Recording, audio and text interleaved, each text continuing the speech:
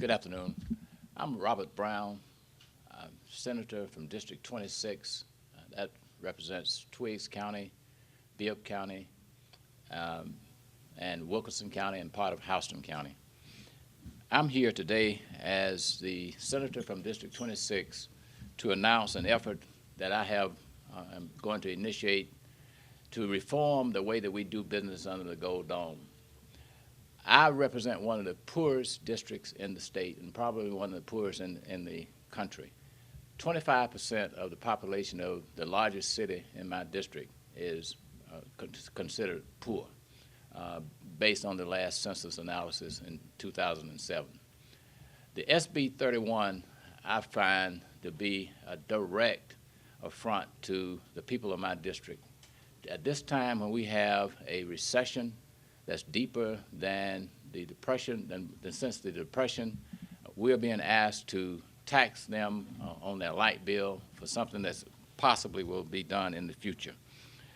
I think that, so there are three things that I'm doing in response to this as an effort to initiate this movement that I hope will grow. First of all, I have introduced on yesterday SB 272, which very simply will require that on the light bill that will go out, once this, assuming that this SB 31 will be signed by the governor, it would be required that the utility companies would have to place on the bill the amount of the bill that's been contributed to this fund. I think this would be an opportunity for citizens, small businesses to see what they're actually being charged for, as well as it will be for the big businesses who were carved out to actually see that they, in fact, do not have anything on their bill for this. I'm also have introduced today a proposed constitutional amendment that would limit governors to one term. It would be a 6-year term for governors. I think that this is important, and I'll talk more about this as I go through this explanation. Not only would the governor be limited to one 6-year term, but all governors would be prohibited after they are elected. They would be prohibited from fundraising for himself or herself while in office, except to retire debt, and there would even be some restrictions on that aspect as well. Contributions to retired debt would be limited to $500 from individuals and corporations. PACs and political parties would be prohibited from contributing to a debt retirement for a recently elected governor.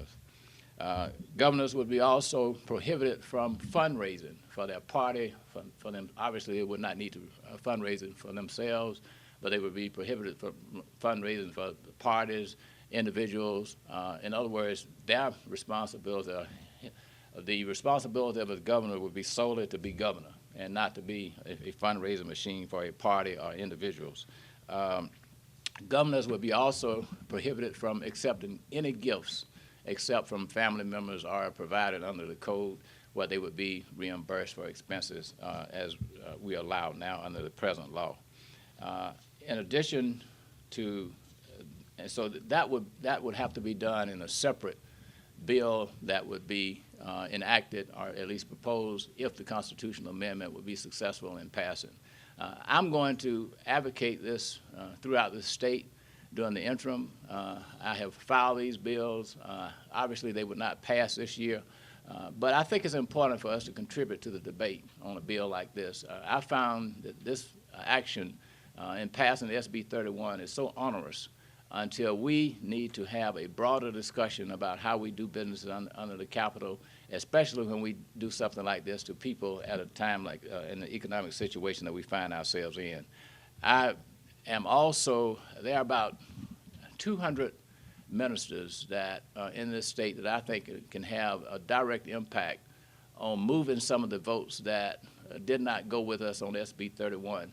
And so assuming that the governor is going to sign it, I think there's a little better than a 50% chance that the governor will sign the bill. Assuming that it will be signed, I will immediately file a bill to repeal SB 31. And I would also use that as a part of the package of the campaign that I'm going to work to start. There are others who I believe will join in this. There were a number of interest groups who expressed opposition to this bill. There are others who I understand will be coming to the forefront.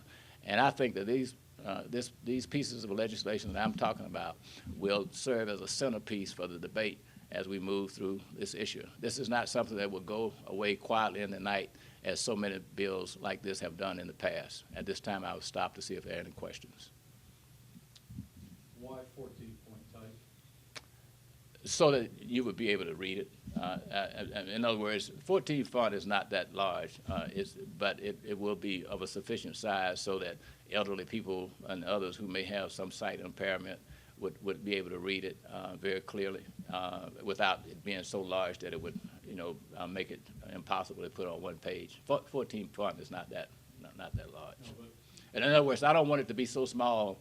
In other words, if you don't specify what size that you want, it could very well be so small on the bill that you couldn't read it. That's the level of my distrust of whoever be doing the right. on the change in the governor's term,